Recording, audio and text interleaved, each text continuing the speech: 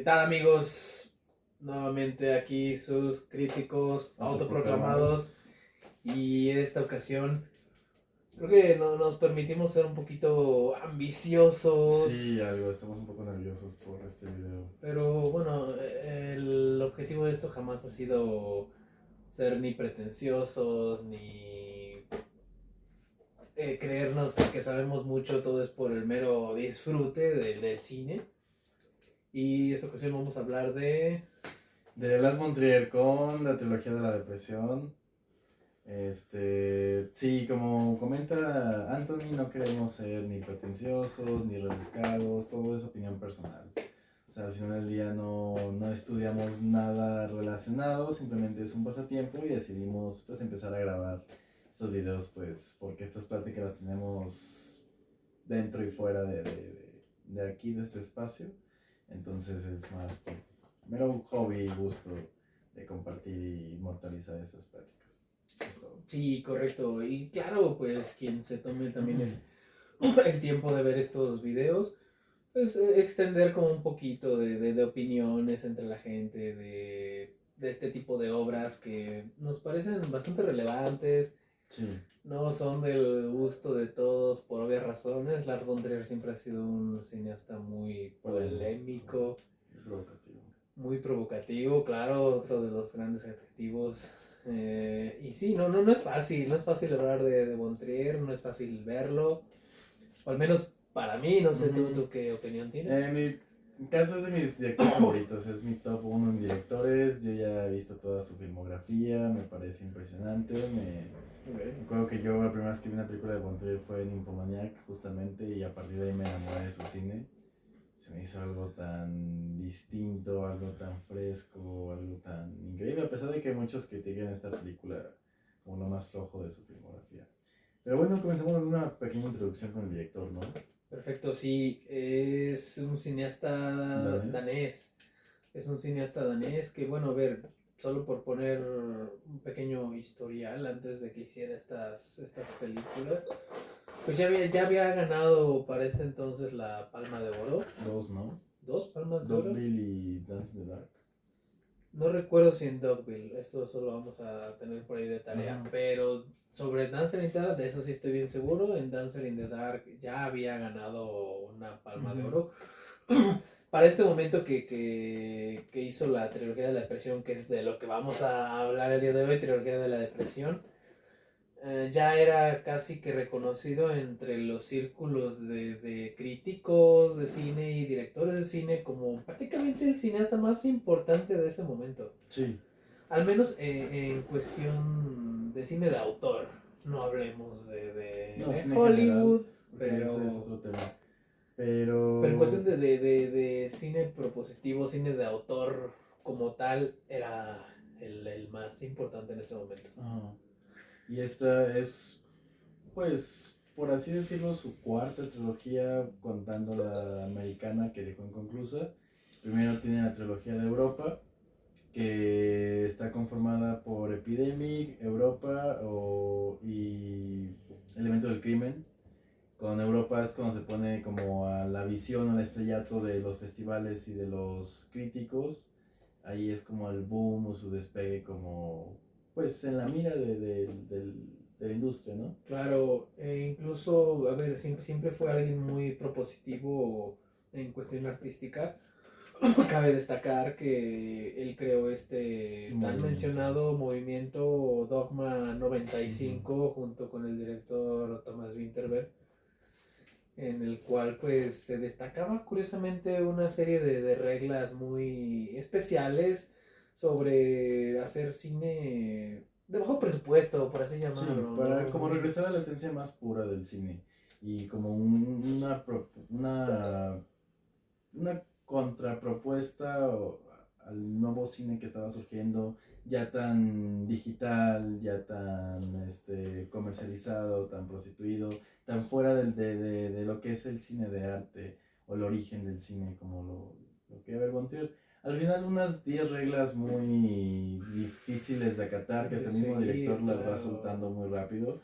Le duran poco. Sí las las utiliza como referentes o como técnicas de pronto en alguna que otra. Como tal, pues nada más hizo una película en Sí, el Dogma Los 95 Idiotas, que sí. fue Los Idiotas, buenísima también. Sí, es una chulada de película E también. igual que en toda su filmografía, un tanto difícil de ver Sí, para los que no están acostumbrados es rara de percibir. a este tipo de cine de autor, por así Sí. llamarlo, no, igual volviendo, no por ponerlo como algo de pretensión, sino ya para alguien que busca otros conceptos. Sí, aparte es que de ahí se nota, de las técnicas de cámara se nota que eres alguien muy apegado a lo artístico, a lo técnico, al origen del cine, que al final del día es pues transmitir una historia con actuaciones y atmósfera y música, no tanto como con géneros o con impactos dramáticos o con maquillaje o con diferentes herramientas que no sea lo actoral y el guión y lo técnico. Entonces, pues Von Trier nos entrega esta Los Idiotas, una película pues muy controversial, porque en cada proyecto que él plantea o presenta siempre va a haber una provocación, ya sea política, social, siempre termina siendo una blasfemia en la sociedad. Claro, tópicos muy difíciles a veces de abordar y yo creo que principalmente por el tema social, guión, moral, porque siempre presenta cuestiones morales muy difíciles, incluso para el espectador que suele ponerse en la piel de los personajes que a veces está viendo, al menos en lo que respecta a mi versión de los visionados que he tenido de Von Trier, siempre digo, ¿qué cuestiones tan morales tan duras plantea? Tanto de ver como si te pones en la piel del personaje, de tomar ciertas decisiones y dices, wow, Sí, vamos otra vez. Ese es un gran autor, muy original, pero también a la vez dentro de esta originalidad es dada por su provocación. O sea, como pocos ha sabido plantear ciertas situaciones que son muy duras de poner en escena, muy duras de contar. O sea, se ha atrevido a hacer sí, se ha muchas traído cosas bastante, no tiene miedo a la que censura. sus contemporáneos no. Exactamente. Eh, Entonces, Los Idiotas es parte de otra trilogía llamada Los Corazones de Oro, que está conformada por Los Idiotas, Dancing the Dark y Rompiendo las Olas. También Rompiendo las Olas es un peliculón tremendo. durísima. Sí, es muy complicada también de ver, unas posturas que dices, todo el sello del autor que es como muy misógino, muy de revictimizar la feminidad, de ponerla como algo pues grotesco, esa naturaleza perversa de la feminidad que le encanta plasmar, ¿no? O revictimizar directamente a sus protagonistas, como lo es en toda esta trilogía, ¿no? Lo que tienen en común es que las tres son una protagonista que sufre a raíz de su entorno. Y curioso que lo menciones de que sea protagonista, la mayoría siempre son féminas que se ven ya sea en problemas o que tienen que tomar decisiones muy difíciles. Uh-huh. Casi siempre elige mujeres como sus principales protagonistas. Claro, en su etapa temprana no, pero ya en la etapa intermedia Sí. es donde empezó a agarrar más mujeres para estos proyectos. Que si bien se le ha tachado de misógino en algunas ocasiones, bueno, más adelante dentro de esta misma trilogía de la depresión vamos a estar tocando un poquito ese tema. Y casi para ya empezar, también cabe destacar que es un cineasta que se ve muy influenciado, su mayor influencia, y nunca lo ha ocultado, incluso le ha hecho múltiples homenajes, aquí otra vez en la trilogía de la depresión igual, al cineasta Andrei Tarkovsky. Siempre ha sido, y siempre lo ha dicho, su mayor inspiración. Sí. Y referente para querer hacer cine, incluso lo maneja de más de una forma. Lo maneja siempre de más de una forma y ya pues dado el antecedente pues vamos a comenzar. Vamos a ponerlas en orden cronológico. Es importante mencionar que claro, no se puede hablar de estas películas sin hacer los debidos spoilers para Sí, ya. que no las hayan visto. Se las recomendamos ir a Se las verlas. recomendamos totalmente porque son son películas muy propositivas, vamos, otra vez, es un cineasta muy original, es un cineasta difícil de ver. Incluso yo, como anécdota personal rápidamente, creo que cuando empecé a ver cine de arte, por así llamarlo, todo el cine podría ser arte. Pero cuando empecé a ver cine más de autor, ahora llamémoslo de otra forma, de autor, yo empecé con Montrier. Y a partir de ahí fue cuando me empezó a despertar también una curiosidad, digamos, más fuerte por ese tipo de cine. Sí, te das cuenta que hay otro tipo de cine muy distinto a lo que estás Claro, claro. acostumbrado. Entonces, sí, sí, bien, obviamente crecí con el cine de Hollywood y ese empezó a crear un gusto. Este fue el que empezó, este director en particular fue el que despertó mi interés por el cine de autor. Entonces, vamos allá, vamos allá. La primera de la trilogía, Antichrist, Anticristo, Tenemos Anticristo del 2009. 2009, del 2009. Pues protagonizada por únicamente, de hecho, dos personajes. Charlotte Gainsbourg y Y Willem William Dafoe. Dafoe, sí. Curiosamente, pues no se les da un nombre a estos personajes dentro de la hay película, nombre. simplemente se refiere en los créditos como ella y él. Que para fines prácticos igual podemos estarlo mencionando como él, ella, o por los nombres de los actores Sí, para que sea Charlotte un y poquito Willem más fácil Dafoe, simplemente. No para complicarlo. mencionarlos. Ajá, entonces a ver, ¿de qué va Ninfomanía, Jur? Anticristo. Ninfomanía Anticristo, ¿cierto? Anticristo, Bueno, ¿de qué va disculpa. Anticristo? ¿De qué va No Anticristo? solemos editar, no, esto es algo muy amateur, entonces posiblemente Sí, van a estar claro, viendo sí, algunas estamos simplemente cosas. dejando fluir esto. ¿De qué trata Pero Anticristo? Sí. Anticristo. Primero me gustaría comenzar a explicar conceptualmente qué son estas Ok, películas. muy bien. Y antes de arrancar con la versión con spoilers, para que tengan una cierta introducción a lo que podrían ver y ya si gustan aventárselas y regresar al video, estaría fabuloso. Es una trilogía que habla conceptualmente sobre depresión y algunos rasgos de ansiedad, ya poniéndonos más en análisis de perfiles psicológicos. Von Trier nos entrega esto 6 meses después de salir de una clínica de rehabilitación por problemas emocionales y de depresión, alcoholismo y algunos otros problemas patológicos que padece el director. Y como dato curioso también nos menciona que no entrega su 100% como cineasta en esta entrega de Anticristo.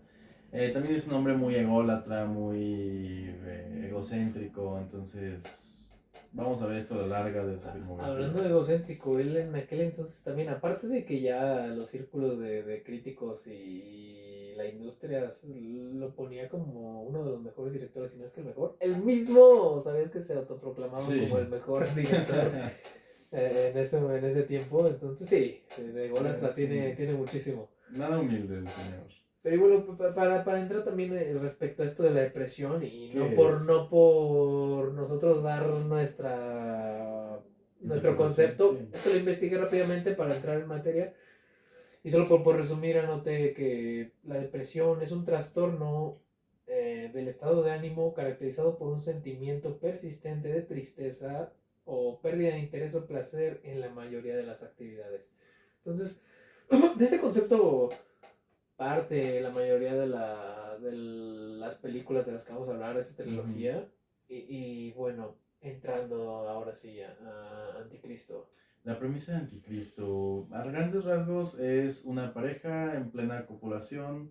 Las primeras escenas tenemos a Charlotte y a Willem dando, pues, afecto al Prácticamente en cuerpo. un frenesí sexual, Sí. en un frenesí sexual donde lo están dando todo, hermoso prólogo blanco y negro. ¿De quién es la pista en ese? La melodía de Handel, está Handel. preciosísima esa melodía. Todo súper bien filmado. Ese prólogo está hermoso. Sí, Anticristo va a ser todo en blanco y negro. Es un recurso blanco y negro totalmente. Entonces, en este pleno acto, tienen un hijo de que aproximadamente unos año y medio, yo creo. Sí, un año. tal vez yo creo que un poquito más porque si ya lo vemos caminar, como que está como entre 2 y 3, sí. tal vez. Entre 2 y 3, no se menciona tampoco la edad. Un niño ahí pequeño. Pero en este frenesí sexual, su hijo tiene un accidente. Sufre un accidente y por consecuencia sufre la pérdida de su hijo. Exactamente. Y aquí el primer discurso moral o la primera contraparte moral es que Charlotte estaba de frente ante su hijo mientras estaba, básicamente tuvo que decidir entre llegar al clímax de la situación o perder a su hijo. O sea, era continuar el acto sexual o pararlo e ir por su hijo y evitar este trágico accidente. Que incluso eso dentro de la película, digo, ya entramos en el terreno de los spoilers, no se menciona hasta después en la película. De hecho, al inicio no te ponen el punto de vista, el plano donde se ve que está observándolo. Simplemente se ve que está en ese frenesí, sí. Sucede el accidente. Entonces, al principio se plantea como que hubo un accidente mientras ellos estaban en el acto sexual. Y surge esta pérdida, ¿no? Entonces a partir de ahí ya comienza esta película. Y bueno, a ver, yo creo que para abordar esta película Anticristo me gustaría mencionar que esta es prácticamente la más, por así decirlo, donde más se trabaja el aspecto terapéutico de la depresión, hablando en cuestión clínica, porque de hecho el personaje de Willem Dafoe es un psiquiatra o psicólogo. Curiosamente yo creo que es más psicólogo, ¿no te parece? Porque creo que mencionaba que no le iba a recetar medicamentos, sino nada más iba a hacer como tal terapia. Pero incluso creo que igual, mencionando un poco lo que pasa en la película, posterior a que fallece el hijo de ellos, sucede el entierro, y en el entierro prácticamente ella se desvanece, está destruida emocionalmente por esta pérdida. Y a continuación ya nada más la vemos en el hospital. Se menciona que despierta después de muchos días. Se menciona que su dolor es atípico, que la están medicando mucho, que llevaba días dormida, entonces prácticamente está en una negación, ¿no? Sí, está en una negación, una evasión de realidad, pues adquiriendo este sueño crónico, que pues evidentemente no es clínico a nivel físico, es totalmente mental, es una reacción pues a la situación o al evento. Entonces prácticamente de esto parte, de que tienen una pérdida. Willem Dafoe es terapeuta, decide, aunque al menos yo he escuchado de eso, que puede llegar a ser contraproducente que entre ellos traten a sus familiares, ¿no? Sí, claro. Sin embargo, decide tomar a su esposa como paciente y van a un lugar que ellos llaman el Edén a tomar esta terapia. Que a ver, aquí es donde vamos a ponernos bien subjetivos, porque a ver, hay que decirlo, esta obra no se puede tomar literal. No, es una obra muy abstracta, muy interpretativa. Es que justo lo que íbamos sin sonar muy rebuscados, esta trilogía es la representación perfecta de lo que es el cine de arte. O sea, porque al final termina siendo de género, de algún modo mantiene este tono de terror. Incluso, es lo que te iba a decir, no sé si habías escuchado en algún momento, por ejemplo, yo la primera vez que iba a ver esta película, el género decía terror. Dije, ok. E incluso el nombre te sugiere algunas películas de terror, Anticristo, no sé, la primera vez que escuchas el título dices, te suena esas películas de exorcismos o no sé, eso me sonaba al inicio, estoy dando mi punto de vista.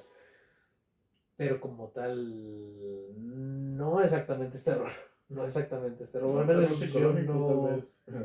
Sí, son películas que no se pueden clasificar bajo los clásicos géneros hollywoodenses. Por eso volvemos a mencionar, esto no es como tal la clásica película que vende en Hollywood. Esto ya es algo que se busca con otra finalidad, con la finalidad a lo mejor de reflexionar, con la finalidad de apreciar, de apreciar otros aspectos del cine como tal.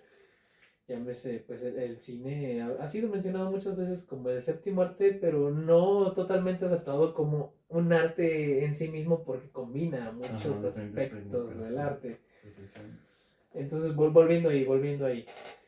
En el Edén, yo te mencionaba antes de este video, pero vamos a mencionarlo aquí. Me parece una metáfora misma de esto que está pasando, de esta edición de Willem Dafoe, de tomarla como un paciente y empezarle a dar terapia. Incluso, te mencionaba, hay una escena en particular donde casi que la somete a una especie de hipnosis. Le dice, respira, imagínate, primero le pregunta que cuál es su mayor miedo. Le dice, la calle, no, el bosque. Dice, sí, ¿qué lugar del bosque? El Edén. Y le sorprende porque es un lugar que ellos tienen donde ella se aísla para ir a trabajar. Y convivía mucho tiempo ahí con su hijo. Correcto, entonces se ve cómo empieza como a caer en una especie de trance, se imagina estando en el bosque. Escena siguiente se ve cómo se dirigen allá. Y curiosamente, yo te mencionaba que eso a mí me daba como la pauta para pensar eso. Cuando se ve que el carro se dirige hacia el bosque, los están llevando, los árboles ya se mueven de una manera muy extraña. Como muy surrealista. Un poco surreal, sí, un poco onírico, como si siguiera en un sueño. Entonces yo, no sé, no dejaba de pensar. Hace poco que la volví a ver. Dije, esto es prácticamente como si dijera, bueno, a ver, vamos a entrar en este proceso terapéutico. A partir de aquí empieza este viaje, este clavado al subconsciente. No sé. Tú platícame qué crees ahí. Yo tardé mucho en percibirlo, pero ya después de que me presentó su idea y su interpretación me causó mucho sentido, porque principalmente Bontier tiene una rama muy interpretativa y a manera de plasmar sus personajes es muy freudiano. Es muy freudiano, y este tema del inconsciente y justamente eso que comentas de cómo le genera este esquema para buscar sus miedos es muy similar a lo que Freud llama el iceberg, ¿no? O sea, esto que es consciente, Claro, hace una inconsciente, especie de dibujo de pirámide donde pone... preconsciente y el inconsciente totalmente. Entonces lo que él está buscando es estos accesos a qué es lo que realmente le teme ella. Que de hecho en esta misma pirámide que arma, no pone el Edén como lo más arriba, más bien lo que van a ir a buscar en el Edén es qué es eso a lo que más le tiene miedo, para a partir de ahí ya realmente empezar esta verdadera sanación, este proceso, lograr que el proceso terapéutico sea efectivo, ¿no? Salir de este estado de duelo, de depresión. Que hablando del duelo, te digo, me di a la tarea así brevemente de investigar como para hacer un poco de paralelismos dentro del mismo tema que trata las películas, sobre las etapas del duelo, que en sí son negación, ira, negociación. Y en realidad me quedé hasta ahí porque, bueno, a ver, vamos platicando al respecto. ¿Qué sucede después de que se adentran en el Edén? Comienza a sentir un cierto dolor injustificado, comienza a sentir que le quema el pasto, que el piso está muy caliente, o sea, hay una resistencia de por medio, un dolor, y eso es algo que también se muestra en terapia. A veces cuando uno va y empiezas a tomar un par de terapias, empiezas a introducirte lo que realmente, el motivo real por el que estás ahí, no el superficial, que en este caso, pues ella sentía que era la muerte o la pérdida de su hijo, pero había más del trasfondo, ¿no? Entonces apreciamos esta resistencia y este dolor al irse introduciendo al bosque. Y una vez ahí, entonces, empieza, como dices, a tener esta resistencia a la terapia. Incluso también ella misma de poco en poco se sabotea, igual como todos, bueno, no todos han ido a terapia, pero yo, por ejemplo, he ido, e incluso a veces hay esta tendencia del ser humano, eso sí me parece que es muy general, al sabotaje de pronto, ¿no? Sí. Cuando uno quiere buscar su mejora. Y que yo te contaba, igual hoy vamos a saltar un poquito entre las historias. Hay una parte donde creo que es incluso el capítulo 2, Reina el Caos. Reina el Caos, sale representado un zorro que incluso habla. Sí. Te digo, todo es muy onírico, todo es muy subjetivo, todo es muy surrealista. Hay un zorro que habla que incluso le dice directamente a Willem Dafoe, Reina el Caos. Reina el Caos. Y ve incluso como ese mismo zorra se empieza a arrancar el vientre, se empieza el vientre, como se come a sí mismo. Sí. Es curiosísimo. Y claro, todo hermosamente filmado, curiosamente. Eso o sea, sí. a pesar de que pueda sonar grotesco, Von Trier tiene esa habilidad de que incluso hasta lo grotesco se ve artístico.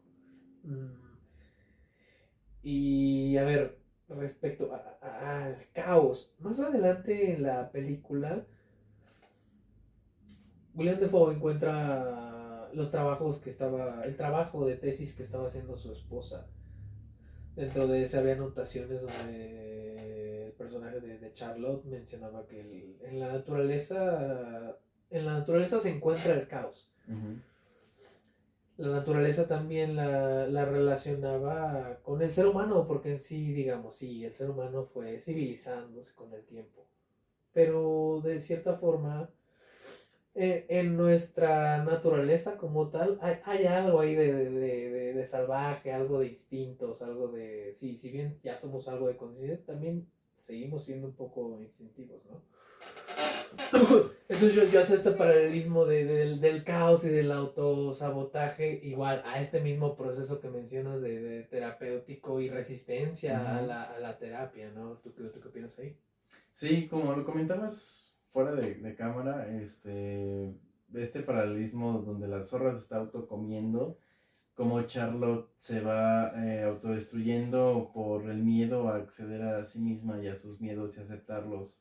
Entonces comienza a generar este ambiente explosivo y errático, que por cierto, la actuación increíble, esos ataques de Soberbia. ansiedad, no puede ser eso. Se ve que se metió muy, muy cabrón en el papel. Yo creo que sin duda alguna son sus mejores actuaciones.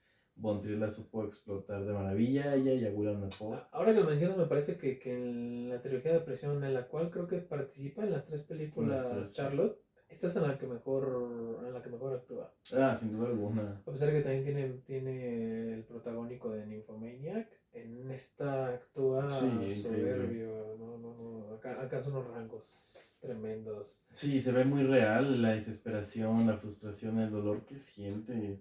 Es Sí, va increíble. de pronto de menos a más, de más a menos. Es un frenetismo tremendo. Incluso dentro de este mismo sabotaje se ve como el personaje de William Defoe, su esposo, le dice que van a estar tomando terapia, y ella busca como zafarse, incluso buscando la intimidad. Ajá, Es correcto. algo que también constantemente está presente en toda la película, la sexualidad como vía de escape al dolor. La sexualidad y el consumo de sus medicamentos, ¿no? También se vuelve muy desfrenético el consumo de sus medicamentos. Y eso es algo también muy real en el ciclo autodestructivo de la depresión, donde comienzas a intentar buscar evadir a toda cosa ese dolor o ese vacío crónico. Entonces, pues muy bien plasmado como ya no lograba calmarse de otra manera que no fuera teniendo este acto sexual, como si realmente estuviera poseída, ¿no? Como si de verdad no tuviera el control de sí misma, la gestión de sus emociones, como si realmente tuviese necesidad de golpearse contra el retrete, tuviese necesidad de que Dafoe la golpee muy fuera de control y se ve hasta mmm, de manera demoníaca. Y eso es una similitud con lo demoníaco, pero que también pasa en la vida real. Este descontrol total de las emociones, esa desconexión, cuando realmente todo está dentro de su gestión, si tal vez lo decidiera tomar con más aceptación y no se envolviera en este bucle de negar las emociones, de negar sentirlo, de... Sí, al final no tenía perdido todo. Tenía aún a su esposo y estaba pues intentando salir de las cosas, pero decidió llevar todo al límite. Entonces sí, dentro, para un poco ir casi cerrando, sí, va saboteando cada vez más este proceso terapéutico que le ofrece su esposo, que están trabajando. Y retomando un poquito esto de los procesos del duelo, ver, la negación ya se había presentado, la ira, claro que ya se había presentado, donde ella se culpaba constantemente, la negociación era incluso este vaivén de sí querer un poco trabajar en este proceso Uh-huh. terapéutico, pero a la vez otra vez volverse a negar, y dentro de este mismo regresar a la ira y a la negación, todo explota, decide... y es fuerte lo siguiente que vamos a comentar, y para quien lo haya visto pues lo puede constatar. Sí. Vuelve a la vía de la sexualidad porque bueno, sí, más de una vez tienen sexo en el Edén, ¿no? Sí, más de una vez tienen sexo. Y que incluso Willem Dafoe un poco indagando en todos esos trabajos que estaba haciendo, ella se da cuenta como también había algo ahí de tortura que le estaba aplicando, creo que a su hijo. Le estaba poniendo, creo que los zapatos Al revés. al revés. Y en más de una foto, creo que primero se lo hizo así como mención de decir, oye, en esta foto creo que tiene los zapatos al Primero revés. le llegó la autopsia. Ah, sí, Llegó los tienes razón, estudios de la tienes razón. autopsia y de una malformación ya en su piel. O sea, se ve que desde niño le había puesto los zapatos al revés. Entonces tenía ya una malformación y la autopsia sale pues dato como extraño.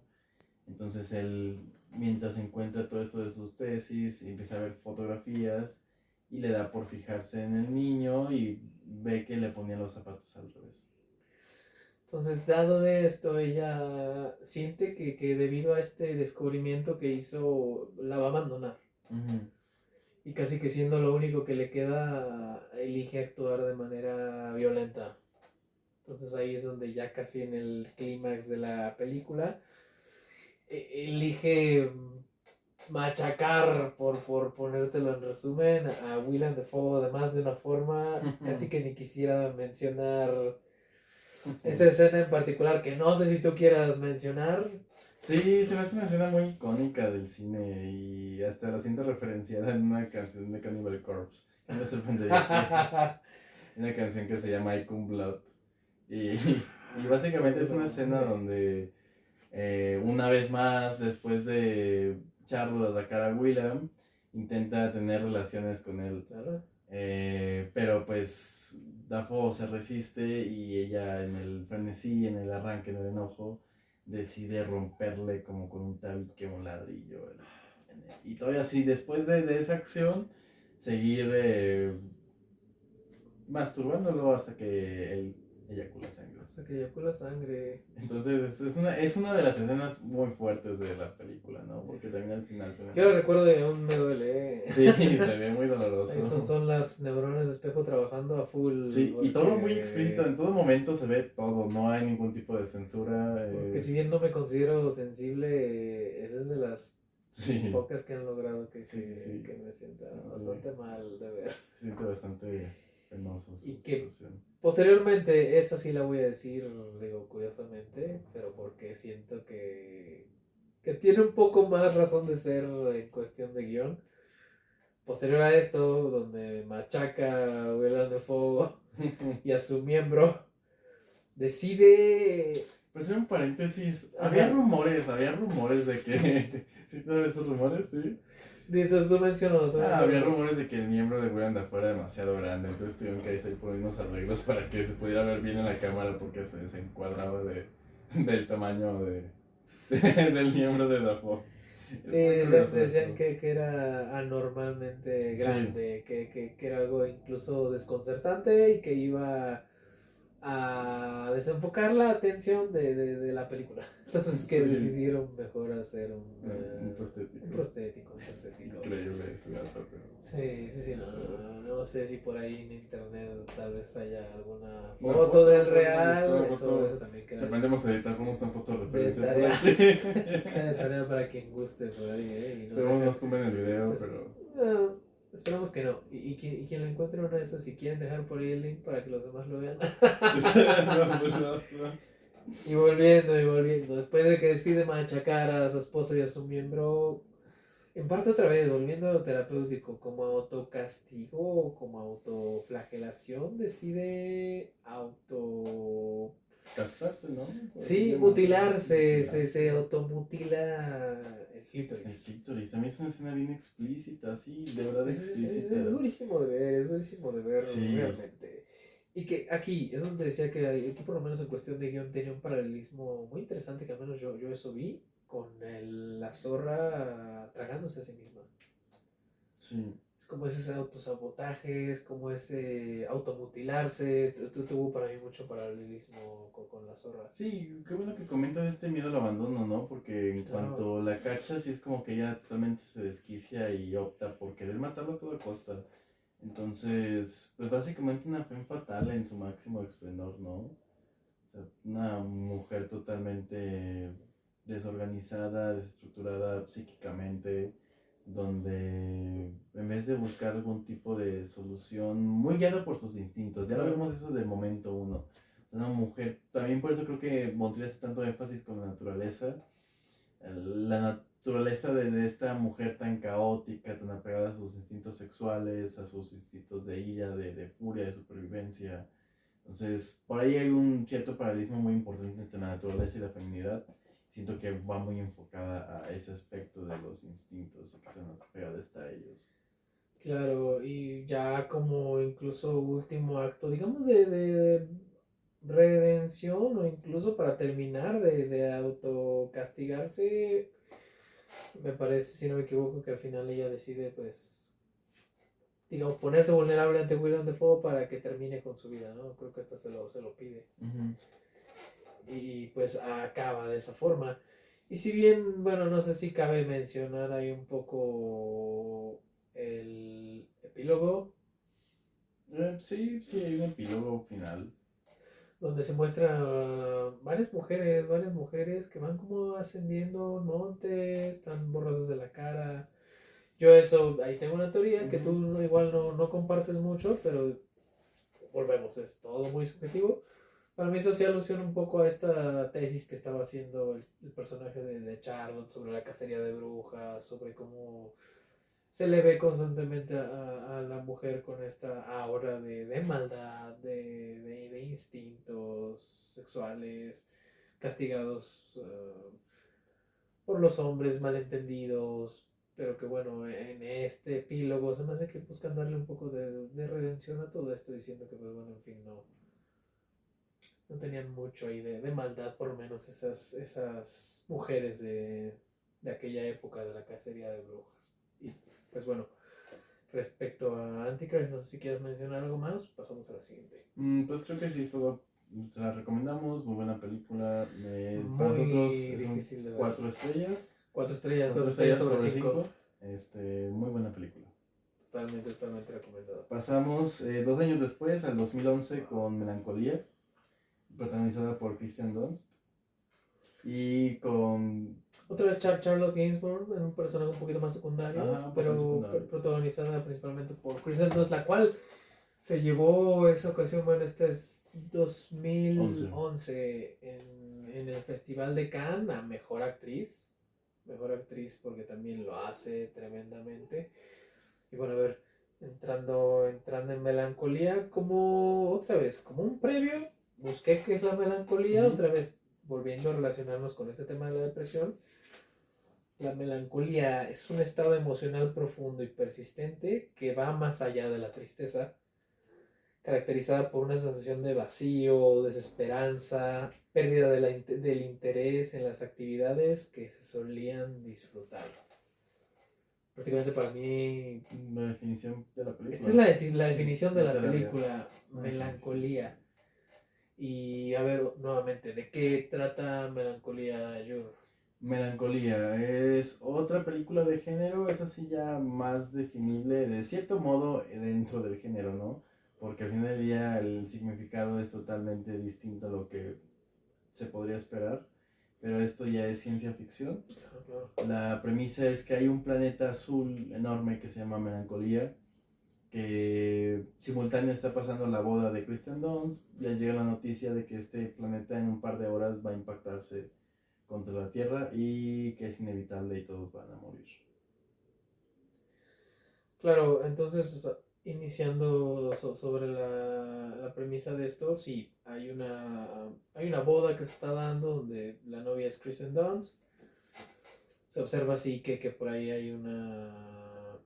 De hecho, bueno, al inicio más bien creo que se ve como una especie de la confunde con una estrella. Después sí se sabe que es un planeta que se está acercando.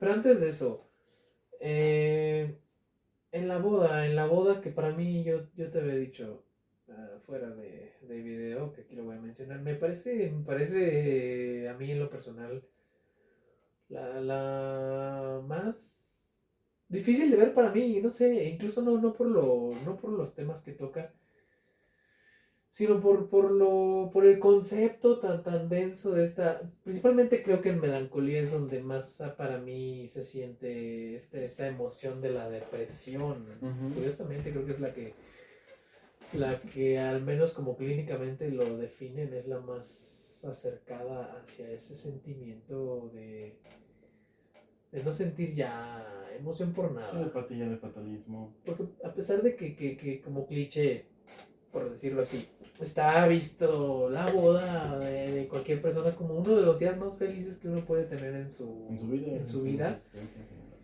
podemos ver cómo en la película se lo toma de la manera más apática posible. Y eso es lo que para mí me parece inaudito. Me parece inaudito. Yo que pues como persona casada. Sí, yo recuerdo, por ejemplo, haber estado muy feliz en ese día, el día que sucedió, y ver algo así me parece, no sé, inconcebible. Digo, tú eres más joven que yo y, no sé, yo creo que también, si en algún momento te has imaginado casándote, yo creo que te lo has imaginado como un día feliz, ¿no? Sí, no, nunca te imaginas así de apático y de Claro, claro. desesperante el día. Al final, bueno, vamos a comenzar con hablar de esto.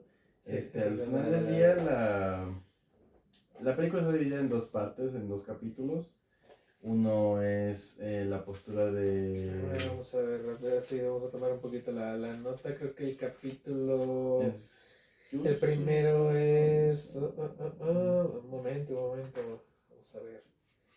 Sí tomé. No, no tomé. Sí. Bueno, Primero pues, está. De parte las la notas. primera parte es sobre Kristen Dunst, Ajá. que es toda esta parte de la boda. Ah, Justine y Justin, Claire. Justin. Es Justine. Justin, que es el personaje de Kristen Dunst. Y la segunda parte es Claire, el personaje de De Charles Charlotte Westbrook. Kingsbury. Pues me hizo pensar un poco en esta historia de estas novelas de Marqués de Sade. No, no ¿Te sé, como parece? que ¿Te por un parece? poco me recordó hasta el nombre, ¿no? De Justine. Ok, ok. Pero bueno, o sea, es otra cosa. La cosa es que está dividida en dos puntos de vista, todo el evento, la boda y la situación que están viviendo, que es pues Kristen Dunst y Charlotte. Entonces tenemos esta primera parte de un estado más estresante en la atmósfera, con una cámara en mano constante, todo el rato es cámara en mano, con planos muy abruptos al zoom, abiertos, cerrados, todo muy hostil el ambiente, las conversaciones, te transmiten esta incomodidad familiar cuando empiezan a hacer chistes o comentarios fuera de lugar y la gente nada más se ríe como por compromiso. Claro, O sea, claro. hay una atmósfera muy tensa, muy asfixiante que desde el comienzo arrancas con esta incomodidad ya latente de por medio. Incluso yo te mencionaba mucho también en algún momento que la vi, que otra vez es que te digo, se me hace la más pesada porque no sé, no dejo de sentir un poco de empatía sobre Ujú. todo ese asunto. Incluso el maestro como de ceremonias o el wedding planner, como lo quieras llamar, no la puede ni ver a la cara porque Ujú. desde inicio ya se habían salido de los horarios programados.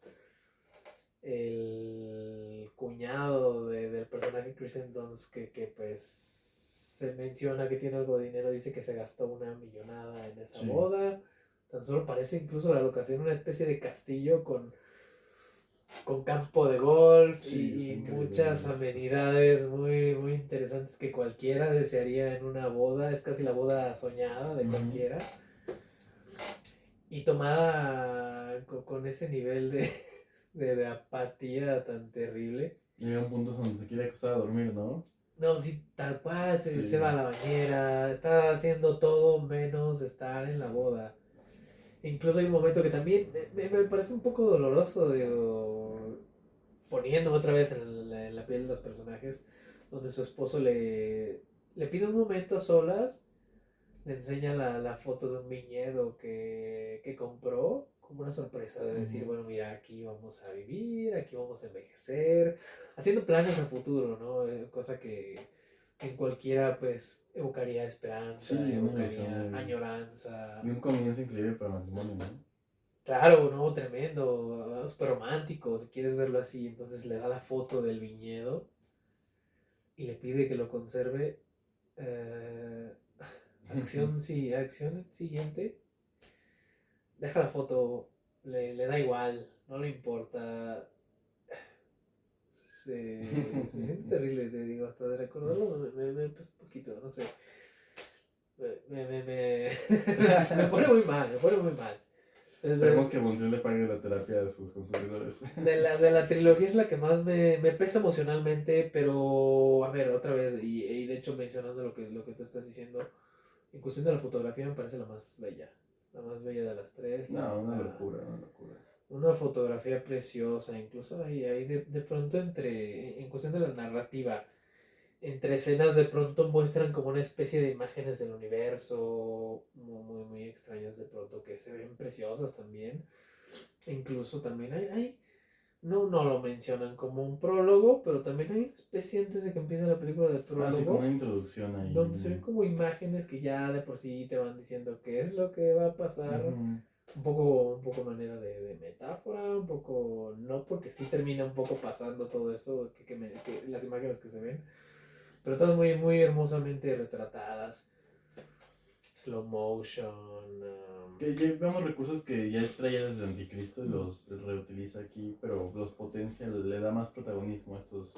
Muy bien encuadradas, tipo hasta casi de pintura, de cuadro. De hecho, hasta recrea pinturas. Recrea constantemente pinturas.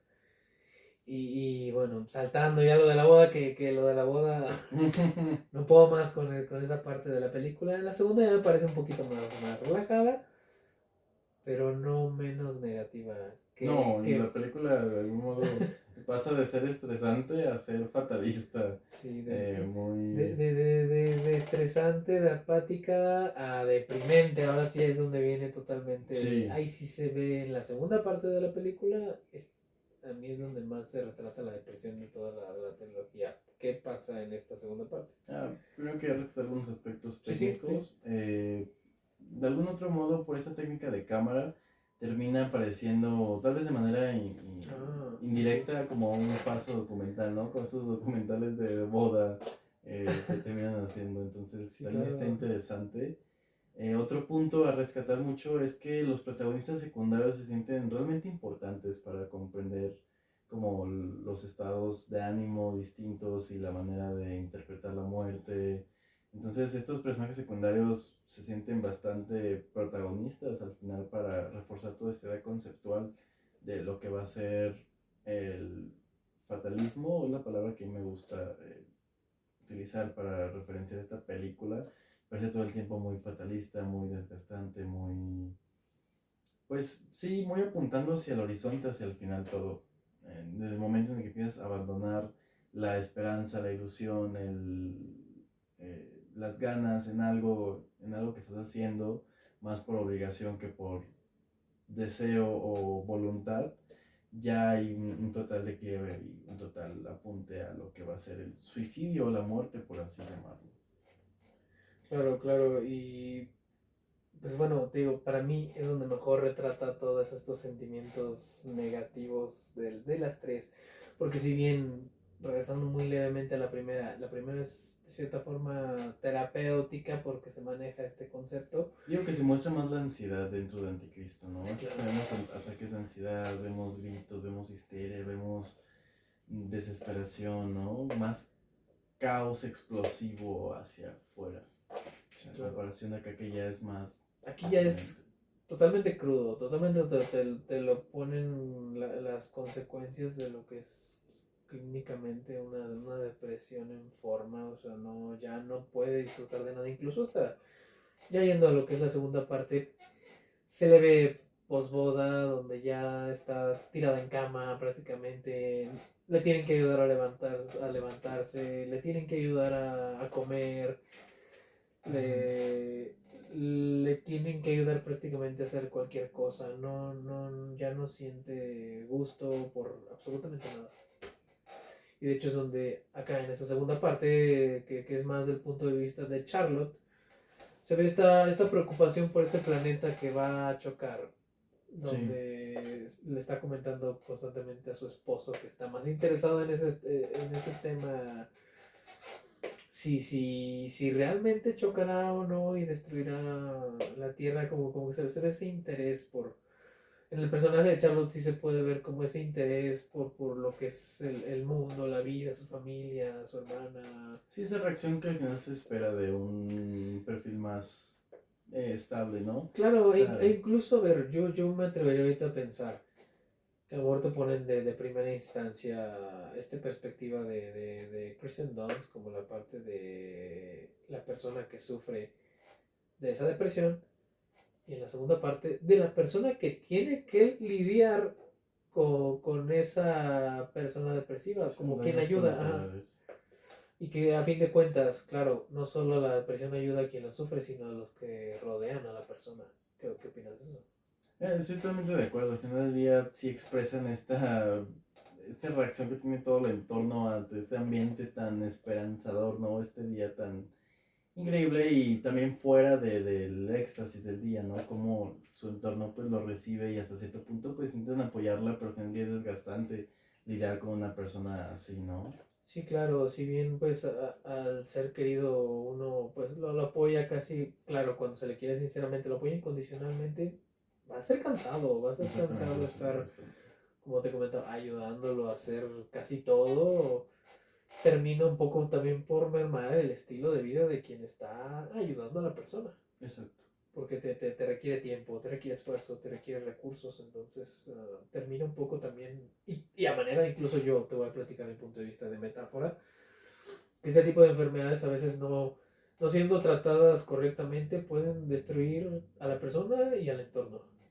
Y entonces en esta película, metafóricamente, el planeta Melancolía va a destruir el mundo, va a Exacto. destruir su mundo. Sí, sí, exactamente. Hasta hay una canción que me recuerda mucho eso que se llama Dean of the World. Creo que es como esas canciones de los 50, Creo, pero sí, no sé si lo has escuchado. creo que no. ¿No? Bueno, habla de una ruptura y empieza la chica a cuestionarse que por qué sí ya se terminó su amor, por qué siguen cantando los pájaros, por qué sigue saliendo el sol. Bueno, por ahí le dejo en las descripciones, me recuerda mucho a este sentimiento tan fatalista. Pero...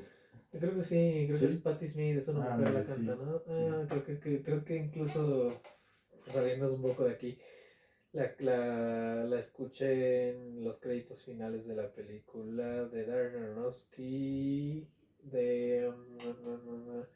en una película Ha la salido en escuché. varias, también salió hace poco en La Vampiromanista o en otras ah, series, sí salió en varias de esa canción, pero me The End recuerda of the World, mucho Patti eso. Smith, sí, totalmente. Entonces es como decir, sucede alguna tragedia o entras en un estado depresivo y no solamente tú te vas, o sea, quien la sufre, sino tu entorno también lo llega a sufrir. Entonces me parece que esto es como la metáfora de la película en sí y la que más evoca estos sentimientos que tiene conceptualmente esta trilogía. Es correcto. Y para aquí me gustaría hacer una distinción de posturas o una pregunta principalmente enfocada para ti, pero igual si gustan responderla. Y aquí nos muestran tres posturas ante la noticia de la muerte, ¿no? La de Kristen Dunst, que es más, pues, resignada, más depresiva, más de tirarse directamente a esperar que Sí, venga. se entrega totalmente al final. Está la de su Va de esposo, cara al final. que al finalmente es un tanto de intentar buscar la solución, pero al final cuando yo veo que todo estaba asegurado es mejor suicidarse. Wow. O esta de Charlotte, que es más ansiosa, más intentando buscar un escape Sí, o... cuando realmente se sabe que no lo hay. Ante Exactamente. tal magnitud, nadie puede hacer ya nada. Entonces dentro de estas tres posturas que nos propone la película, tú personalmente, ¿cuál creías o pensarías que sea tu reacción ante una noticia Es así? buena pregunta, ¿sabes? Pues yo siempre he pensado en que, claro, mira, incluso vivimos en una sociedad que constantemente ha planteado la posibilidad del fin del mundo, llámese en el 2000, llámese en el 2012, llámese Parece que estamos esperando, ¿verdad? la venida de Cristo, como con en algunas religiones y sin ofender a nadie, porque sí, Sí, el probablemente apocalipsis. suceda, nadie lo sabe con certeza. Constantemente se coquetea con el fin del mundo, el fin de la humanidad, el fin de la civilización. Incluso me atrevería a pensar que hay gente que lo ve con añoranza, que lo espera, que Esa lo gente está entre desea, nosotros. que lo anhela. No, no, no. De cara, yo tengo una postura un poco estoica al respecto. Yo estoy influenciado por el estoicismo, Marco Aurelio, Séneca, y donde te mencionan que si no es posible hacer algo respecto a la situación, ¿por qué te mortificas? ¿Por qué habrías de mortificarte ante algo que está fuera de tu control? Más puedes simplemente aceptar lo que sí está en tu control es qué emoción vas a tener de cara ante este evento que ya es inminente.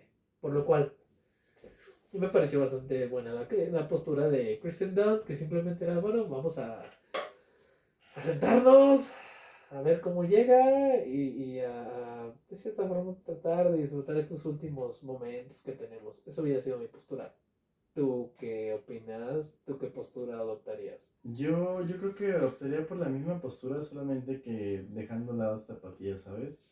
Justamente Sí. si ya está todo escrito, ya todo va a pasar y ya todo está previsto, pues no te queda más que disfrutar lo que tienes. Al final del día la muerte va a llegar y tal vez es irrelevante si horas antes lo disfrutaste o no, pero pues mientras sigas existiendo hay que seguir sintiendo, ¿no? Y si en ese momento ya todo se va a acabar, pues disfruta que todo se va a acabar y juega algo a tu favor. Que de hecho, a ver, curiosamente tocando eso y yendo al final de la película, donde, claro, se acaba el mundo y no hay rescates heroicos Sí, como en no. Hollywood, no hay nada, ¿no? Sí.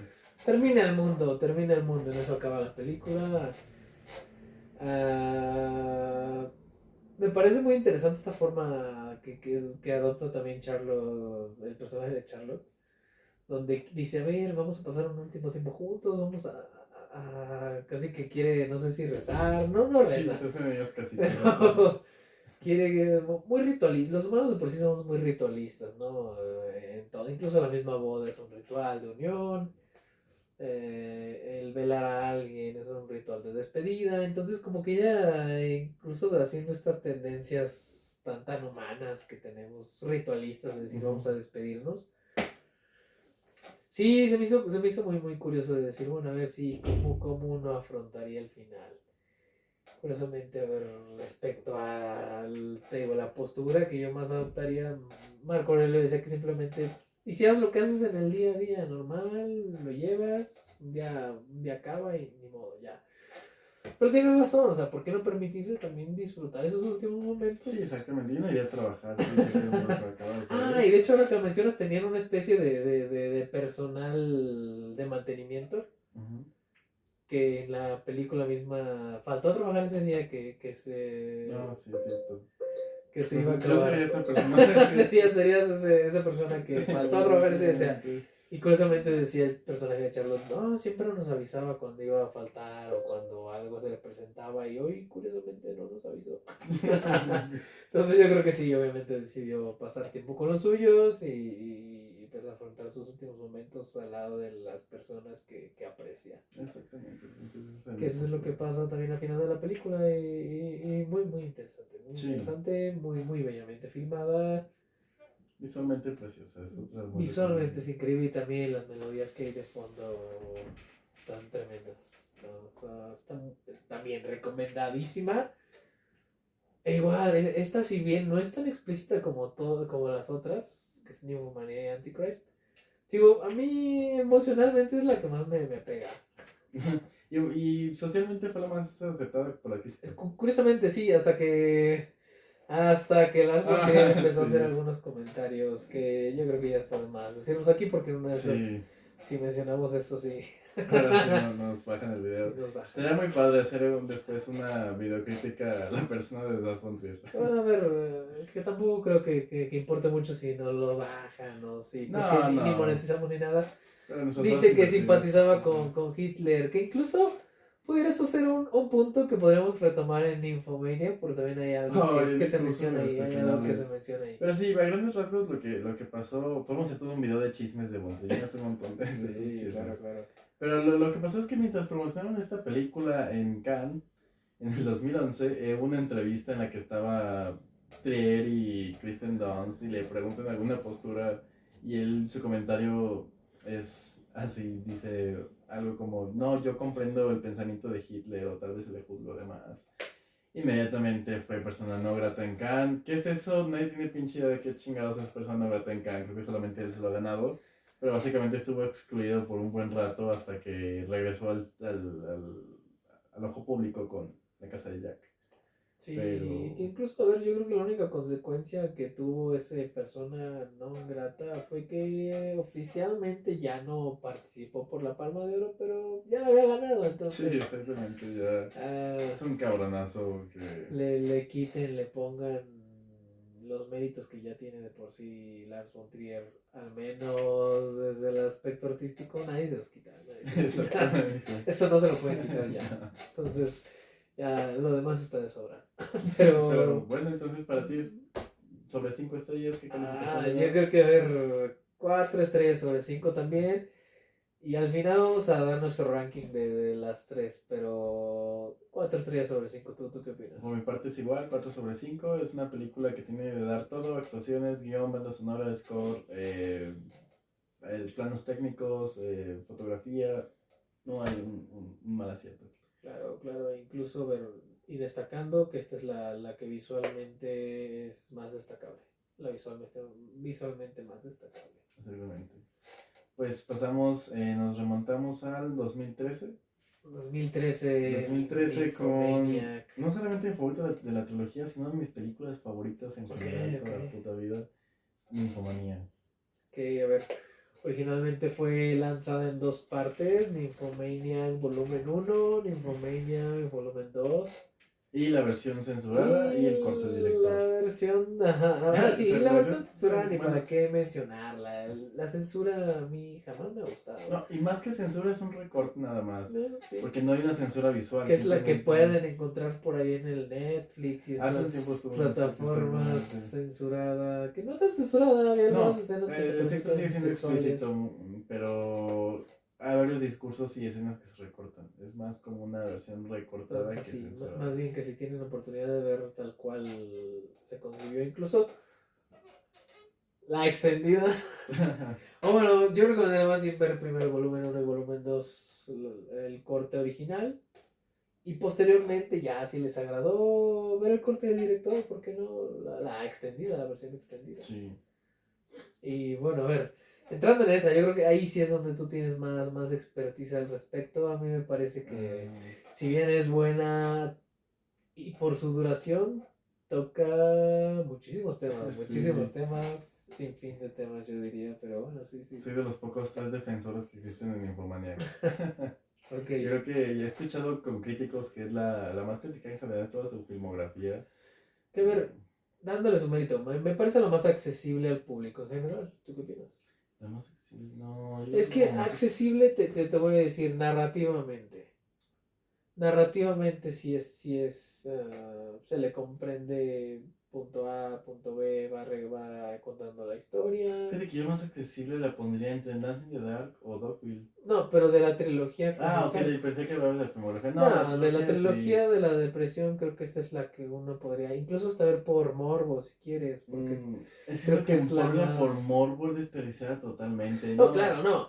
Te estoy diciendo accesible para quien no esté familiarizado con Von Trier. Yo consideraría que la más accesible es Melancolía, ¿eh? Porque hasta he escuchado que muchas personas no han visto Bon Trier, pero sí han visto Melancolía. Qué curioso, qué curioso. Ajá, entonces yo por mi caso entiendo tu postura, entiendo tu punto, pero yo pondría como Sí, Melancolía yo la... incluso te voy a platicar aquí una anécdota personal, Ujú. no tan reveladora. A ver, mi hermano no es muy de ver cine de arte y un día lo encontré con su novia, actual esposa.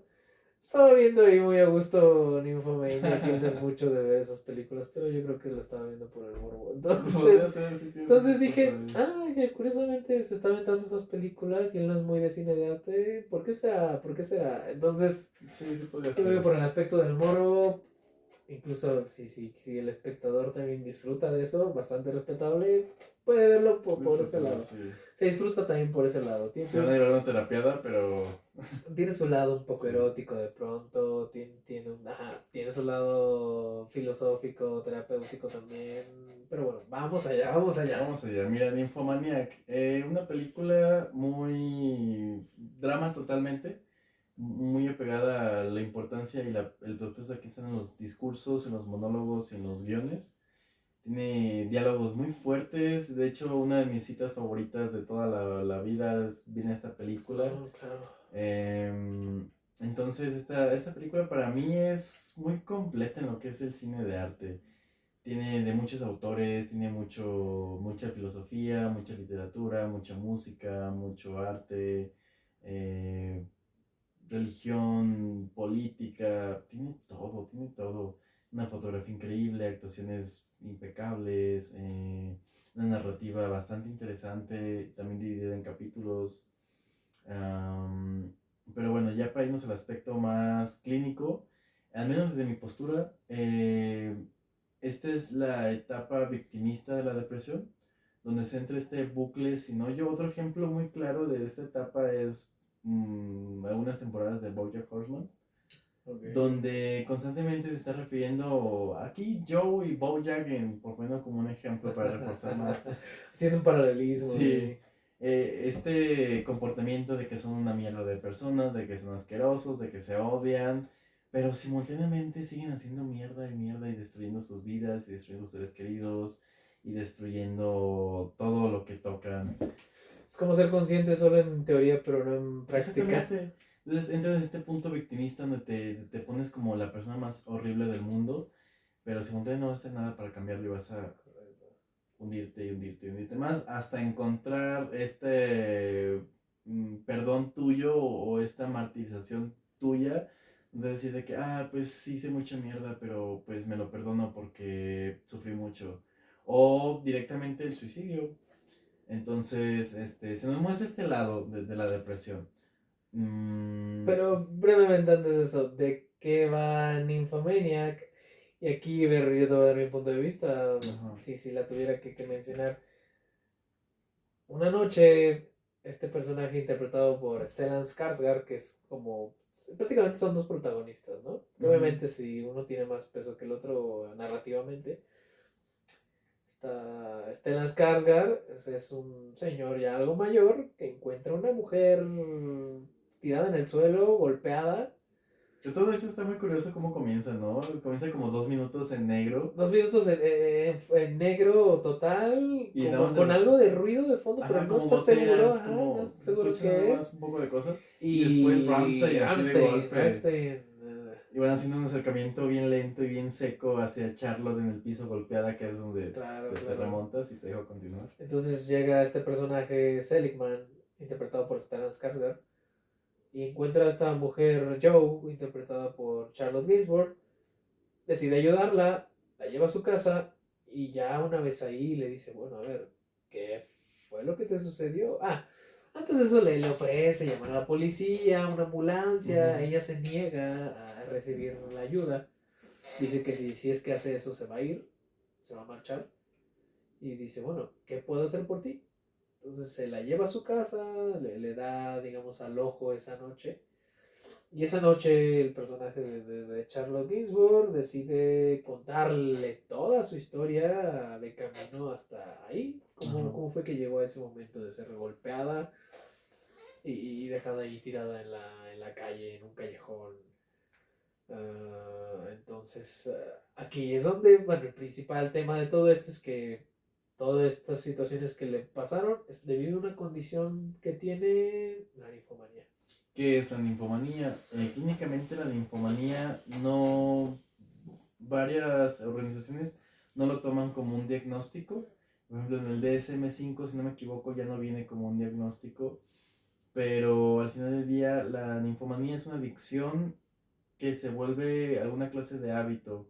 O sea, una cosa es ser adicto al sexo, pero otra cosa es ser ninfómano, donde ya sientes que la adicción te está consumiendo y te sientes fuera de control de esta gestión. Entonces es más como una adicción aprendida con hábitos muy arraigados, por así mencionarlo. Y incluso en la historia misma dice que el personaje cuenta que desde su edad temprana ya había tenido acercamientos a la sexualidad importantes, ¿no? Ahí comenzamos con Freud. De hecho, aquí hay mucho Freud. Hay demasiado, más de lo que nos gustaría ver.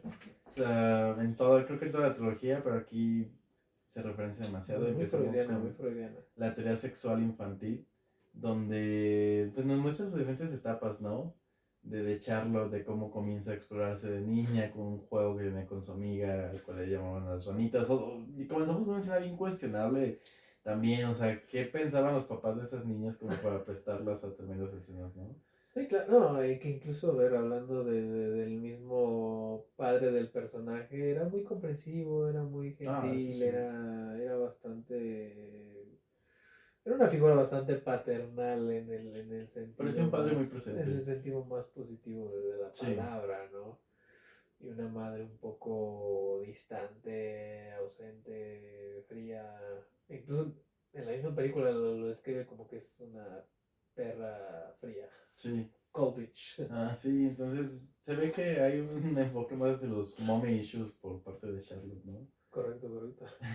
Entonces, eh, sí, pues nos va narrando esta historia de cómo tiene su despertar sexual, cómo vive su primera experiencia, cómo empieza a encontrar otro de los primeros discursos que nos lanza es el poder de la feminidad en la sociedad o las herramientas femeninas y cómo Charlotte lo va descubriendo conforme va creciendo, cómo al final del día ser una chica joven tiene un cierto valor en la sociedad. Entonces puede obtener muchas cosas a través de... Y sobre todo ver con los hombres, sí. Sí, exactamente, obviamente con los hombres. Para mí una escena icónica, más adelante en la película, ¿verdad? Una escena icónica que se me hace muy interesante. Y es que Charlotte estaba muy desesperada por encontrar sexo. Y lo que hace es que traía un auto un poco viejo de bujías, de esos de colección. Y se baja del auto y desconecta todas las bujías. Entonces había muchas posibilidades para Sí, muchas combinaciones. muchas combinaciones posibles para poder solucionar eso. Entonces ella sabía que al hacer eso un montón de hombres se iban a acercar a auxiliarla. Y esto es algo tan cierto. Entonces ahí empieza este discurso sobre que ella empieza a victimizarse. Es un ejemplo de tantos discursos victimistas que arroja. Y curiosamente, a ver, haciendo una pequeña pausa, esta película yo te platicaba. Es una de las más digeribles, yo te la platicaba como de las más digeribles porque también, si bien por el lado de lo sexual puede verla un espectador que diga, bueno, quiero ver algo ahí medio erótico, también algo en lo que encuentra alivio es en el personaje Seligman, que con cada capítulo, porque va por capítulos, Uh-huh. con cada capítulo que le va narrando, con cada historia, Seligman hace un paréntesis con la literatura. Es un personaje al que le gusta leer mucho y le hace paréntesis y paralelismos con cuestiones de la literatura para aliviar un poquito esa carga tan densa de la narrativa, ¿no? O de su misma Entonces, moralidad, ¿no? Como para también ella darle sí, como que, mira, para es que suavizar esto... un poco ese autocastigo que ella se quiere imponer o ese juicio, más por ponerlo del lado del juicio, ¿no? Exactamente, le muestra cómo este tipo de comportamientos existen dentro de la naturaleza, dentro del arte, dentro de diferentes técnicas, y se lo muestra desde una postura más... El hacer... otro punto muy importante es que Seligman Skarsgård es un personaje asexual. Entonces él observa el sexo a través de la literatura y desde un punto de vista más técnico. Entonces todo el tiempo le está contrarrestando con estas opiniones técnicas sobre, ella le dice, no, es que yo desde niña era muy promiscua y Sí, esto y el no, otro. tiene un punto de vista muy teórico, nada más, meramente teórico en la sexualidad, cuando en cuestión de Charlo, del personaje de Charlo Joe, era totalmente práctico. Sí, sí, exactamente. Entonces también de esa manera se va contrarrestando un poco estas alarmantes actitudes y situaciones, viéndolo desde un punto de vista. Otro ejemplo es que hay una escena donde ella comenta cómo con una de sus amigas a las cuales no les pone nombre, nada más letra, su amiga B, amiga de la adolescencia, también con este comportamiento hipersexual, haciendo diferentes juegos, termina siendo como un cierto culto misándrico, ¿no? Que buscaba simplemente satisfacerse sexualmente. El placer, sí, el El placer. placer, Incluso hasta una especie de religión, rezo, sí. a tener como un lema, me vulva, Me abulba máxima, me abulba. mea máxima vulva. Sí, tiene también connotaciones muy blasfémicas a lo largo de la Sí, película. Y definitivamente. tiene como unas tres muy marcadas sobre religión, pero del lado opuesto, o sea, en vez de poner figuras religiosas, ponen figuras un poco ahí pecadoras, si lo quieres ver desde el lado juicioso, e incluso en la película se menciona así.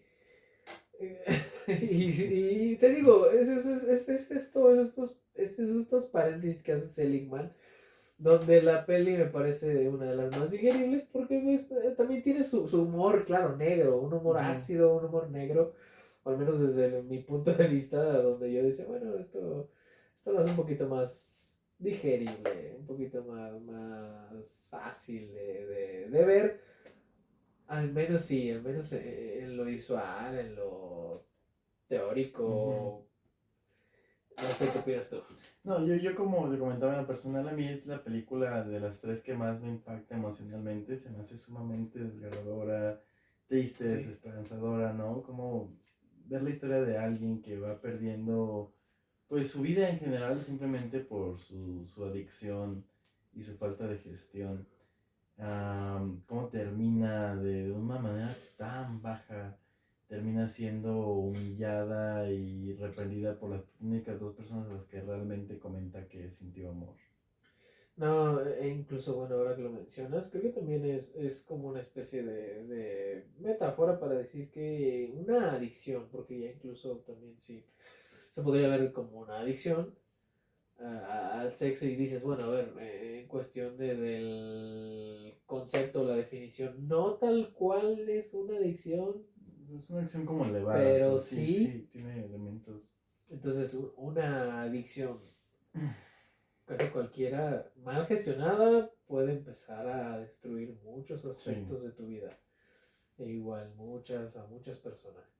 Entonces esta misma adicción que tiene y la lleva así a un estado de soledad.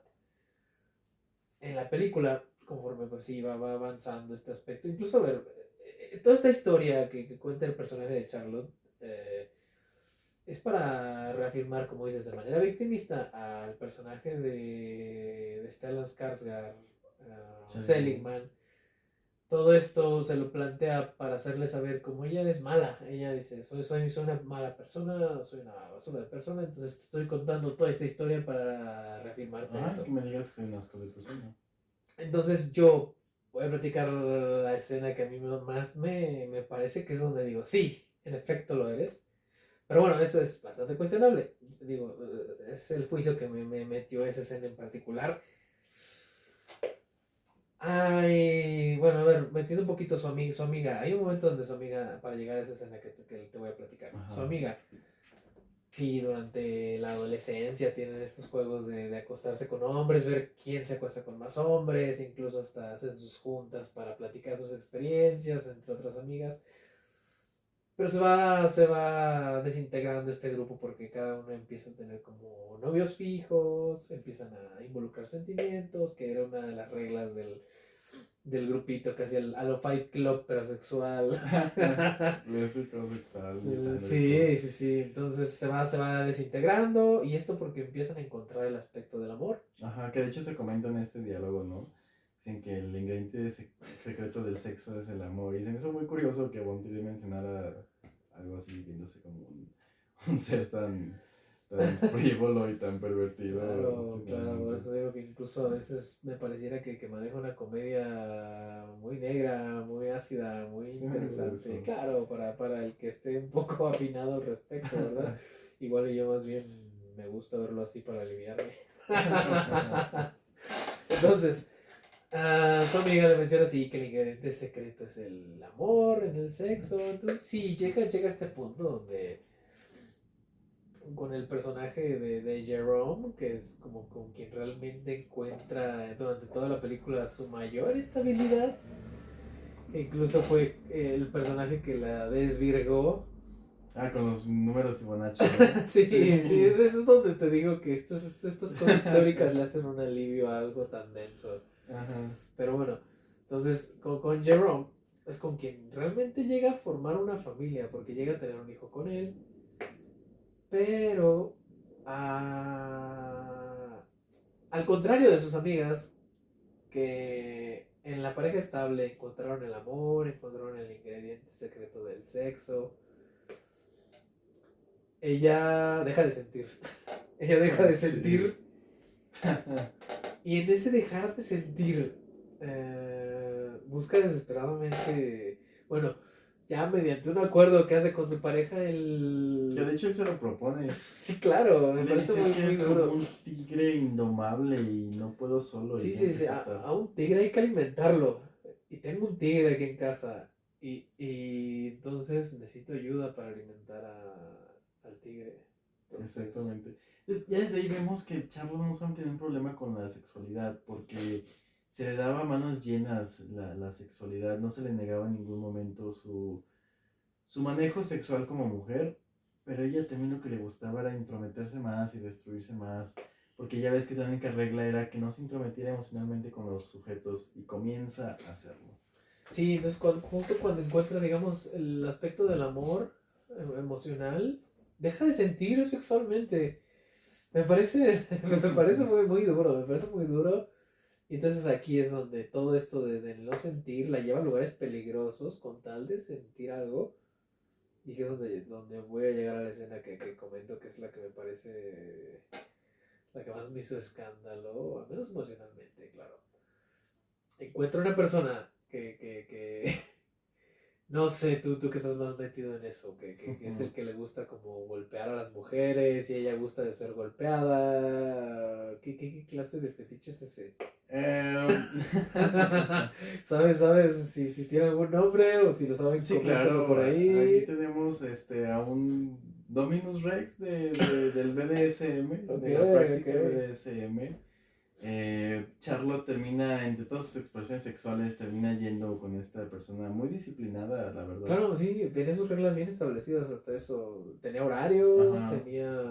Era muy metódico, Era muy metódico y eso es la maravilla del BDSM, la disciplina. Buen punto, buen punto.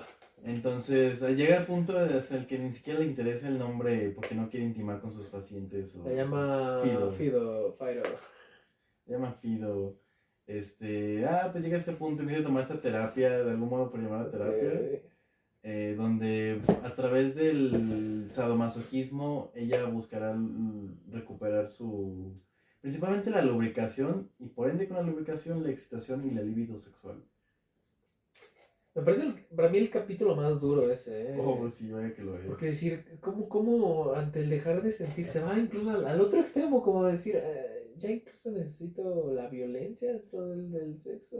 Aunque realmente sí hay un término Ajá. que ahora mismo no recuerdo el nombre, pero sí hay un término específico donde dentro de este mundo y la gente que disfruta puede llegar al éxtasis a través del dolor. O sea, hay un punto en el que de tanto dolor vas a llegar a extasiarte, no esencialmente de manera sexual, pero sí llegas a un punto donde lo describen como que es hasta sentir que estás flotando. Es muy interesante eso. Incluso como tal, esa práctica no fue la que me escandaliza. Eso me parece bastante válido. La sexualidad es un espectro muy amplio donde puedes encontrar tu placer en el lado menos esperado. Y todo, siempre y cuando sea consensuado, me parece perfecto. Pero entonces, esta historia es la que lleva a que los horarios específicos que le manejaba este Dominus Rex, como elegiste llamarlo, o como se les llama, no sé, le maneja horarios muy específicos, donde ella tiene que desatender a su hijo, desatiende el lado maternal. Entonces, prefiere ir a seguir buscando su sexualidad, su placer, recobrar eso, a cuidar a su hijo. Entonces, de pronto, sí, su niñera de repente su niñera puede, de repente su niñera no, entonces descuida a su hijo. Sí. A lo cual su pareja, Jerome, se da cuenta de esto, se molesta obviamente porque está descuidando al infante. Si bien el trato es entre ellos, también se está dando cuenta cómo está afectando a un tercero, ¿no? Que es el niño. Le pone un límite, le dice, bueno, a ver, esta noche es Navidad, curiosamente era Navidad, o sea, te digo, me parece muy fuerte narrativamente hablando o en el concepto. Dices, Navidad, vas a pasar la Navidad con nosotros, vas a estar aquí con tu hijo. Si esta noche te vas, olvídate de nosotros. O sea, creo que él fue bastante comprensible al decirle, sí, puedes buscar tu sexualidad, no te voy a reprimir, no te voy a limitar, pero pues bueno, tienes responsabilidades, ¿no? Como madre. Pues elige irse de todas formas, a pesar de que ya se le había dado ese ultimátum tan grande. Entonces, conceptualmente el verlo así, tan frío, tan egoísta, dije, bueno, ahí yo no le negaría que eso para mí es una mala persona. Ahí es la escena donde más digo, wow, qué terrible me pareció. De hecho, se llega a un punto donde a Skarsgård le cuesta empezar a contradecirlo, ¿no? Claro, sí, creo que ya dice. Llega un punto donde dice, ay, casi que dice que voy a no sé cómo ayudarte porque de verdad te estás pasando de madres con que me cuentes. Incluso hay veces donde piensa que está inventando algunas cosas, de ver eso, ¿cómo me estás tomando el pelo, me estás jodiendo. ¿Cómo puede ser? Sí. Demasiada coincidencia y ya Charlo le contrapone, a ver, ¿qué te va a servir más? ¿Disfrutar la historia pensando que es verídica o empezar a pensar que no? Y ya se sigue fluyendo con la historia. Pero qué curioso que de toda la mierda que hizo, eso es lo que más se traga escandaloso, ¿no? Le arruinó la vida a una menor de edad, la llevó a... A lo mejor eso pudiera hablar más de mí que de otra cosa, pero no Eso sé. sí, ya En fin, sus en fin. anotaciones.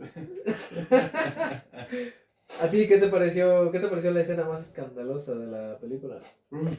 Qué difícil es. Incluso creo que ya sé cuál y si la mencionas. Igual también, no sé si lo tiran, no importa ya si lo tiran, ya estamos aquí. No sé, a ver, es que para definir escenas escandalosas hay muchas que me escandalizan porque, por ejemplo, ahí está una visualización breve a genitales infantiles, ¿no? Donde ella comenta que había unos niños a los cuales les mostró por debajo de su falda. Claro, sí. Y ahí está, no sé, a mí eso me escandalizó mucho, por ejemplo.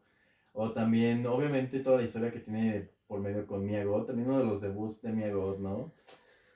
Está muy joven y Mia Goth, sí. Es ver a mis dos actrices favoritas trabajando juntas en una relación lésbica, wow, me impactó. Entonces... Pero bueno, volviendo al tema, al escándalo, sí. ¿qué es la escena que te parece historia, más fuerte o más escandalosa? Esta historia me parece muy escandalosa. Como al final decide ser tan egoísta y arruinarle la vida a esta joven Mia Goth que nos presentan. Porque si bien ya tiene una vida compleja la chica en esta historia, ella la introduce a mundos extremadamente oscuros y la confunde y le da todo un desarrollo como persona, ¿no? O sea, al final sí termina siendo una hija de la chingada, pero pues me pareció ya muy desmoralizado de su parte, muy totalmente egoísta, porque si bien abandonar a su familia, pues es muy cuestionable, pero es más común. Es más común ver como un padre o una madre de familia, pues lo abandona a la familia, ¿no? Al final Jerome tampoco hizo mucha diferencia, lo terminó dando de adopción, entonces eso me parece más común, pero ya el hecho de, después de hacer eso, después de hacer esa mierda, todavía decidí arruinarle otra vida a otro infante, ¿no? Me pareció asqueroso ya por su parte, ¿sabes? Claro. O sea, es como que ella no aprendió absolutamente de nada. Muy maquiavélico todo eso, el fin justifica los medios. Sí, básicamente. Entonces, sí, de hecho, sí, si bien también me pareció algo fuerte, creo que también de todas maneras no me pareció tanto, bueno, se me hace que tiene su respectiva consecuencia, lo que es con el final, que se reencuentra con Jerome una tercera vez, si bien la primera cuando lo elige para que sea quien la desvirgue. Uh-huh. El segundo, cuando sí, por coincidencia termina trabajando para él y ahí empieza un poco la relación. Si bien no hubo una pausa, vuelve a reencontrárselo para ahora sí tener la relación en forma. No, mentira.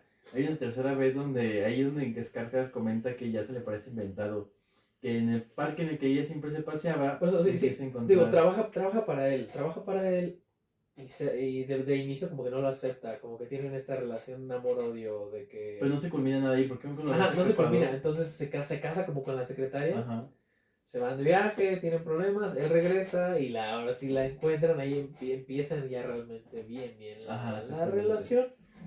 Entonces sí, de hecho, sí, se podría casi decir que 4 veces en la historia tiene reencuentros, bueno, 3 reencuentros y al inicio, ¿no? Entonces, Ajá.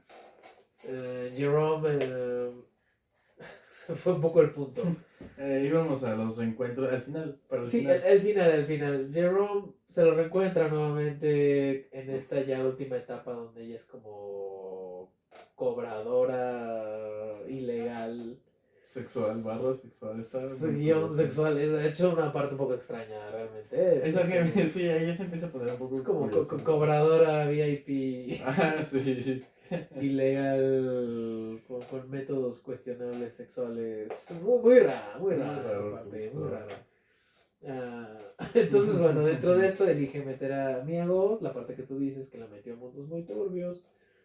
Se reencuentra otra vez con Jerome y justamente al personaje de Mia Goth es a quien le toca atenderlo. Bueno, al darse cuenta Charlotte que es la casa de Jerome, la manda a ella. Claro, claro. Y ahí le sale tiro por la culata. Entonces, esta consecuencia que tiene al final donde la traiciona, por así decirlo, la golpean, la orina. La orina, tiene relaciones enfrente de ella con Mia Goth, volviendo a hacer los números Fibonacci, que al final del día fue como la desvirgó. Entonces es un final muy humillante. Ah, y todo a raíz porque todavía para acabarle de chingar Charlotte se enoja e intenta matarlos. Claro, y que igual Skarsgård la trata de justificar, que si en el subconsciente No quería hacerlo y por no quería eso... hacerlo y por eso se le olvidó encasquillar el arma. Entonces, Ajá. digo, si bien esa parte a mí no me pareció tan, porque tuvo su consecuencia bien merecida, la Sí. golpearon, la humillaron. Digo, no sé, merecida, digamos, en teoría, ¿no? Porque como consecuencia, no Sí, claro, al merecer... final provocaste y dañaste a gente. Claro. Entonces, sí, a grandes rasgos, pues de eso va la película, en eso, bueno, no exactamente termina en eso, a mí el final no me encanta, pero ¿tú qué opinas? Platícanos un poco del Yo, final. curiosamente, la primera vez que la vi fue un final que estaba esperando. Yo después de que nos Sí, sí. pusieron esas posturas de una ninfómana y una sexual, dije, ok, es un recurso muy interesante para tener un juicio imparcial, pero algo va a tener que provocar. Dije, a ver, también Bond tiene mucho esto de, al final, ser muy abusivo con sus personajes femeninos. Claro. Entonces al final Skarsgård toma por querer saciar su morbo y su curiosidad por el sexo y mantener relaciones con ella mientras ella está a punto de dormir, y ahí es cuando Charlotte le dispara y lo mata. Minutos antes Que fundido a negro, porque se funde a negro la imagen y solamente se suena queda el el arma audio. y se queda el audio de cómo sale del edificio. Pero minutos antes también nos muestran este diálogo donde Charlotte le agradece por ser su amigo, por primera vez en toda su vida tener un amigo, alguien que no la sexualizara. Y pues al final toma esta decisión. Sí, es terrible, es terrible. En este final, digo, Es otro final desesperanzador. como casi todos los finales de De Bontier. Montiel, sí. Entonces, ahí culmina la trilogía de la depresión, que bueno, a ver, muy polémica, muy bien lograda, constantes guiños a su mentor Tarkovsky. Como conclusión, yo te decía que esta película para mí, bueno, estas tres películas tienen en común, si bien también esto de la depresión, también tienen mucho esta parte del egoísmo, como que, e incluso más bien, ya fuera de que estas tres lo tengan, casi todas las maneras, todas las películas de Montiel manejan mucho este egoísmo del ser humano, como que Montiel es un poco negativo en ese aspecto respecto a la sociedad, a casi todas las personas siempre las pone como muy egoístas, como seres muy egoístas. No sé qué opinas tú. Sí, fíjate que al final también siento el cine de Montiel como muy nietzscheano, ¿sabes? Donde tiene un juicio Claro. hacia la sociedad y hacia los comportamientos humanos muy de su superioridad, ¿no? Tienes esta película de, ¿cómo se llama? Las 5 obstrucciones. Ah, claro, sí. Donde ahí muestra todo su pinche complejo de superioridad cabroncísimo. Entonces, tiene este filtro Es un ególatra, un ante egomaniaco. observar la sociedad de manera muy impulsiva, muy animal, muy hostil, muy negativa. Sí, explora la perversidad del ser humano en Ah, su máximo de esplendor. muchas formas, sí, claro. Entonces, pues es un director muy completo. Insisto que en particular mis favoritos y sin duda pues les recomendamos esta trilogía que no tiene ninguna falla. Claro, ¿no? Y sobre todo esto que les comentamos, verlo o por no unirlas desde esta perspectiva, sabiendo qué es la depresión, sabiendo qué es la melancolía, tomando estos puntos de vista, para no solo verlas desde el lado del morbo, que es donde muchos suelen ver a Von Trier a veces cuando inician con él, dicen, bueno, a Sí, ver, ¿qué razón tiene de poner esto en pantalla? Solo es un provocador, no solo es un provocador. Hay mucho detrás, pero claro, que hay que tratar de verlo con ojos más críticos, pero no de la manera negativa, sino críticos en el aspecto artístico, de decir, bueno, esto creo que engloba más de lo que se puede tomar a simple vista. De hecho, es un director es bastante interesante en los segundos visionados, no sé qué opinas tú. sí, eso En los estuvo. primeros, claro que te va a provocar, claro que te va a incomodar, claro que te va a causar múltiples emociones, si lo quieres ver también negativas, ¿no? Pero en los segundos, en los No, terceros los cuartos o los quintos, de visionados. verdad, es para ver toda la vida su filmografía. Sí, claro, de hecho, cualquiera de estas de la trilogía de la depresión yo ya las he visto más de 2 veces. Sí, yo también. Oye, excepción de la extendida, que eso me la aventé más recientemente para este video, tuve que ver la extendida de Ninfomanía, pero es tan extensa que no podemos aquí Son como tocar. 5 horas y Daría para 30, un sí. video completo Sí. de 1 hora o más. La estamos resumiendo muy a grandes rasgos, Sí, pero porque queremos hay ver si muchos encontramos por ahí discursos que hablar. algo en medio interesante que decir. Se resume en esto. Sí, que al final está interesante hacer un ¿Por qué video no? parte Tal de. tal vez más Porque sí hay adelante. muchos puntos ahí políticos, moralistas, toca muchos temas, ¿no? Hasta este discurso de la Tenía un sinfín pedagogía. de anotaciones, pero a grandes rasgos me parece que de cierta forma la esencia es esto. Trataba de defender su postura, tocaba muchos temas, había egoísmo, había adicción, había consecuencias. Recomendadísima, recomendadísima la trilogía, recomendadísima toda la filmografía de Von Trier, incluso ya para los más acérrimos. Tal vez sus primeros trabajos tienen su mérito, ¿por qué no? Sí, E incluso su último trabajo, que bueno, más bien su último trabajo es de Kingdom, esa todavía la tenemos un poco pendiente. eso es cierto, es lo que nos falta Creo que es la verla. única que tenemos pendiente, pero La Casa de Jack La fue el casa último de que sacó Jack. como filmografía, Para mí también es el es cupcine tremenda. de su técnica de cámara y de dirección, ¿sabes? Para mí ahí junta todo y muy increíble. Entonces sí, totalmente recomendada la trilogía de Depresión. No verla desde el lado morboso, no verla desde el lado provocativo, verla más desde este lado filosófico, clínico, psicológico, terapéutico incluso. Nuevamente, como en el video anterior, tomamos un director que al final del día, entre más te cultives en temas de lectura, literatura, arte, música, cine, más provecho se le saca. Ya por último, como habíamos comentado al inicio, top 3 bueno, de estas tres más bien, estas tres, Un ¿cómo rank. las rankearías? Mira, yo pondría Ninfomaniac, Anticristo y Melancolía. Perfecto, perfecto. ¿Y tú? Melancolía es la que menos. Sí, a mí por alguna razón Melancolía siempre ha sido la que menos me ha impactado. Visualmente sí, y es como un género de ciencia ficción más increíble. Pero no sé, tal vez como en estas dos protagonistas Charlotte podría influir, no estoy muy seguro. Correcto, muy bien. Pero tú. En primer lugar yo pondría Anticristo por su minimalismo, porque no sé, me parece, te digo, la más terapéutica.